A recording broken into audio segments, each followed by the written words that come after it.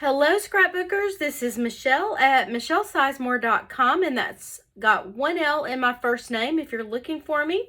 This is also how you can find me. This is my website, michellesizemore.com, my YouTube channel, and this is my Creative Memories website link. You can also find that here. So if you're looking for me or if you want to place an order with me, this is how you can do that. I'm going to show you the products that I used for this layout. This is so easy to make. I mean, you could make it in like 5 or 10 minutes. And it's using the Field Mushrooms punch right here. It's a border punch. Repositionable tape runner. I use the micro scissors. And those are really all the tools that I use, except also, well, I did use the photo trimmer and my 12-inch trimmer. Okay, set this aside, set all this aside. We're going to start first with this. Now, I have put everything I need to make this project inside a Power Simple sleeve from Creative Memories.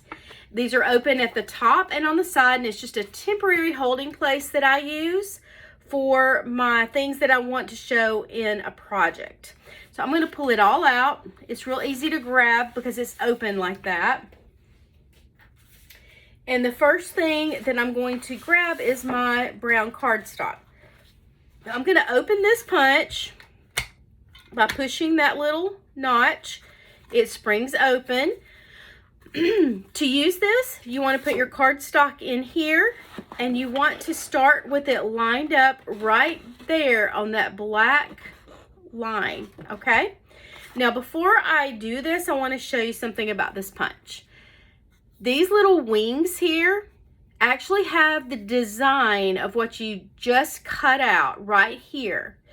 Now, what you want to do when you do your first punch, you slide it down, and I'm going to demo this for you, and then you completely cover up the design in blue with what you just cut out so that all you see is silver. And that way you know it's lined up in place, and then you use it. And I'll show you that now. So I'm going to again start right here on this black line. So I'm putting my cardstock in. The edge of it, the bottom edge is right there by that black line. So there we go. And I'm holding it very straight. It lines up with this little raised area here, and I'm holding it very firm with my thumb, and I just punch. Now, I stand up when I do this because it gives me a little bit more ability to put pressure on it. I give it a firm push with the palm of my hand. It's not like a little light tap. You're giving a firm push. It's not hard or anything, but it's just a good firm push, okay? Now, I bring it down and I line it up. And like I told you before, I want the design I just cut out to completely cover up this blue design. And it does. So that's the first. I'm not going to show you that again. I'm going to go quickly for the rest, but I wanted to show you that. Okay, so here we go. Let's line it up with what I just cut out. And I don't see any blue now, and I punch. Line it up with what I just cut out. I don't see any blue. I hold it firmly. I'm holding it firmly down here, and I punch. Now, after every 2 or 3 punches, you want to scoop away all the scraps so they won't get caught up in there. Line it up. Hold it firm. Punch. Line it up. Hold it firm, and punch. And now I'm done with the punching. Now, the reason I said I want my microchip scissors, let me flip this over so you can see. See these little stray little edges right here? I'm just going to clean those up with my scissors. Mostly they're on the ends. Just clean it up a little bit. Get those little stray pieces off of there. This one, I love these little scissors. They're small, they're extra sharp. They're perfect for scrapbooking because they allow you to get into the little grooves. Now, I will say there's another little area like right there that I need to trim. Now, see how these scissors can get up in there? They're so good. I'm going to trim that off. This would be hard to do with regular scissors. Okay. And then there's another one here, but I'm not going to mess with that. There's a couple more. But I just wanted to show you how that works. Okay. So here we go. I'm done with the cutting with that punch. Now, I put a little sticky note on here. This is the background paper that's going to go behind this border. This comes with the National Scrapbook Day collection for 2024. I love this collection. It's like mushrooms and little hedgehogs and raccoons and just such cute little things. So this is already 12 inches. This is my scrap paper, so I've already cut it down, but I just need it 2 inches wide. So I'm going to grab my trimmer, open this up, and let me show y'all something. My left-hand side dotted line here is starting to get a little bit faded. So what I'm going to do is flip this over. So you always need a really good dotted line on the left-hand side. You can see there's 2 rows of dotted lines, and see how mine is starting to wear out? That's because I've used it a lot.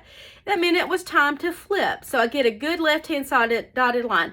That's where your blade comes down. Always on the left-hand side dotted line. So you want to be able to see those dashes there. Now, when I wear this one out, then I flip this over and I get 2 more uses out of it. And this lasts me a very long time. This is called the rubber mat. You can buy extras of these when you wear all of your dotted lines out, but it does take a long time because you get 4 good dotted lines to use. Okay, so that's just a little side note because I realized I needed to flip it, and I'm just going to make sure it's firmly on here. Okay, so I just need this cut to 2 inches. I'm going to line it up at the 2-inch mark right there. Then there's this great grid line that goes all the way down. So I'm going to line it up. Make sure it's straight all the way down on that grid line. Okay, and cut. And I've got the straight blade in here. So that is how to get that. Now, I'm going to grab just a piece of regular sized cardstock, okay? And this looks messy because it's a scrap piece, but I just need this to show me the right size. It's just for measuring. And you'll see what I mean in just a minute. Now, I'm also going to grab this silicone mat. Sorry, had all these scraps over there, so now I'm not going to use that yet. I kind of jumped the gun on that. Y'all, this mat is amazing. So you can get these from me, but you would have to email me to let me know that you want me to order it for you, and I could direct ship it to your house. These are under advisor exclusives, so you won't see this if you go to my website. It's like a special place that only advisors can order, and that's kind of one of the cool things about being an advisor. You get to order extra stuff, and you get to get a discount on your stuff, or you get rebates back, and it's great. So if you're interested in that, just let me know. That's just a side note. But you get it in a set. So it's this big one, and then you get this one, which is perfect for making borders, and it's got all your measurements, and this one is good for doing cards or photo mats and things like that. So it comes in a set like that. Okay. Now, I'm going to flip this over to the back. I'm going to get my repositionable tape runner. And let me tell you why this mat is so cool. You always want to have something behind your design when you're using your repositionable tape runner, because this comes out in little clear dots and it only sticks to your design. Now, if I had a piece of cardboard or cardstock behind this, it's going to stick to my design, but the excess is going to come off on what's behind it. Well, the cool thing about this mat is that the adhesive doesn't stick to this. So it's really cool. So I always use this now. So I'm just going to put some repositionable tape runner on the back. And y'all, I'm putting this pointy part down and just kind of pull toward me. And I'm kind of going gentle because I don't want to bend my little mushrooms. Okay. But I'm being generous with it because I want all of this to stick, but just coming out in little dabs. Now I want a little bit around here, but that's the only place I need adhesive right now, is like right at this top part. So now is where I need this just to be my measuring guideline. All these scraps are everywhere. Okay, so this is going to go at the top of my page. So I'm not going to mount it down. I'm just using it to show me where this goes. Okay, now I'm going to line this up with the bottom of my 12 by 12 piece of cardstock. Okay, and make sure it's lined up on the sides as well. So that way it'll fit perfectly in my top loading sleeve from Creative Memories. And then I'm just going to gently lay it down. And then press down up here, because that's where I put my adhesive, to make sure all my little mushrooms stick, and just rub it a little bit. Be gentle. Okay, now I have the whole background of my page ready to go. So the next thing I want to do is show you how to build the page. Now, here's my design, and here's my work in progress right here. Design, work in progress. First thing I want to do is get my photos. Now, I have pre-cut all these pieces to make pretend photos. So I'm just going to completely try to match this up. And y'all, this is darker brown than this. This is called Hot Fudge. I ran out of this brown, but either one works fine. It works great. So I'm going to now I'm not going to mount these down yet, but I'm going to line my photos up the way they would go on here.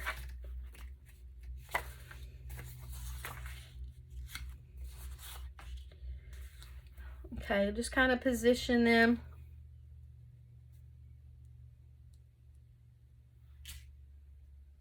And I noticed, see, there's another little stray, little uneven piece I would cut with my micro scissors, but I'm not going to do that just to make this video go quicker.